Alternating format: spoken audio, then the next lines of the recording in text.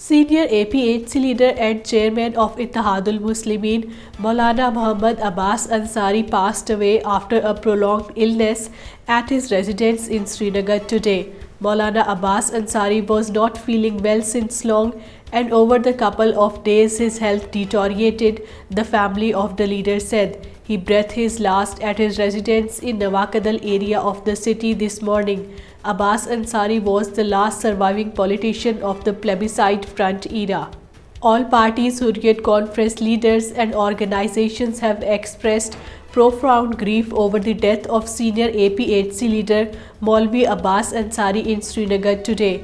Illegally detained Chairman of Jammu and Kashmir Democratic Freedom Party Shabir Ahmad Shah, in a message from New Delhi's Tihar jail, highlighted the deceased leader's contributions to the Kashmiris' ongoing freedom struggle. Former convener of All Parties Hurriyat Conference AJK chapter Mohammad Farooq Rahmani has said that on October 27, Black Day will be observed across Jammu and Kashmir in the backdrop of the upsurge against India's 5th August 2019 terminating of Kashmir's special status and India's own constitutional guarantees. Mohammad Farooq Rahmani, in a statement issued in Islamabad, said that India created hurdles in the implementation of the plebiscite plan of the UN by refusing to withdraw its forces from the occupied territory. Massive fire damaged a mosque and a residential house in Tarzu area of Supor in North Kashmir's Baramulla district. 2 firefighters were injured while dousing the flames.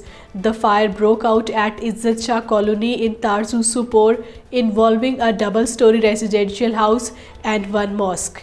Amid growing complaints of moral corruption among Indian armed forces, one more commandant of the Indian paramilitary Central Reserve Police Force was arrested on charges of sexually harassing a woman officer in Udhampur district of the occupied territory.